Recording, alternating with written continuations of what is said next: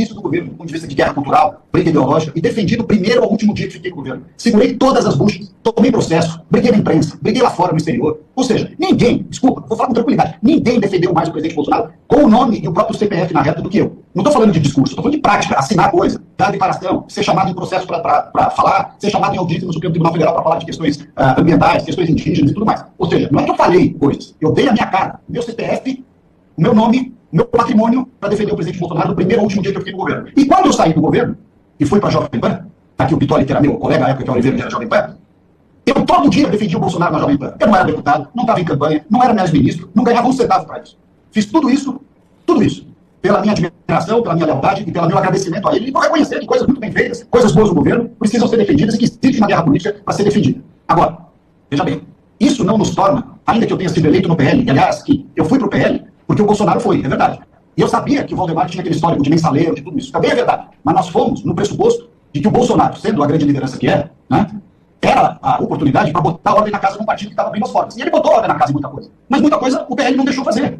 E nessas horas, é preciso ter uma análise muito fria para ver o seguinte: enquanto a gente aqui teve os votos, né, pega a lista, estou falando de São Paulo que eu conheço bem, os outros estados não posso falar.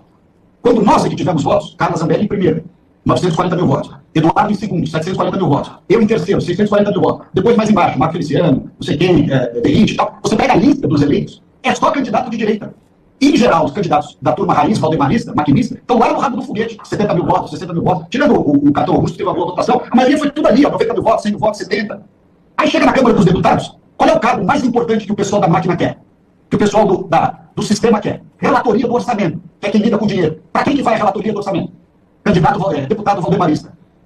Cargo na mesa. Quem que vai para cargo na mesa? Deputado valdemarista.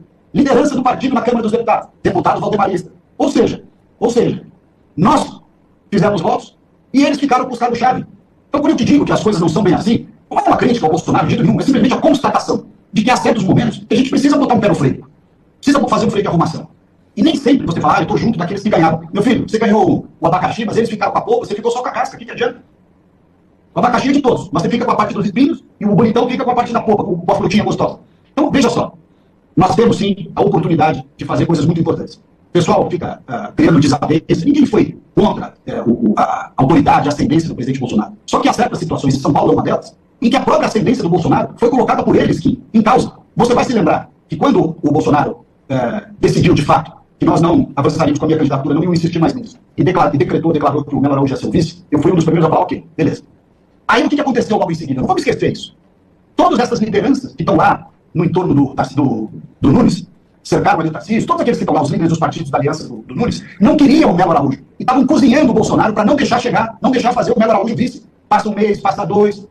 Quando que o Melo Araújo aceita o Melo Araújo de vice? Quando surge o Pablo Marçal e o Bolsonaro deputados recebem Pablo Marçal, fazem vídeo com o Pablo Marçal, né, se engraçam com o Pablo Marçal, e aí, com medo do apoio do Bolsonaro e do Pablo Marçal, essa turma toda, mais do que depressa, corre para dizer, não, aceita o Melo Araújo, aceita logo. Foi isso que aconteceu.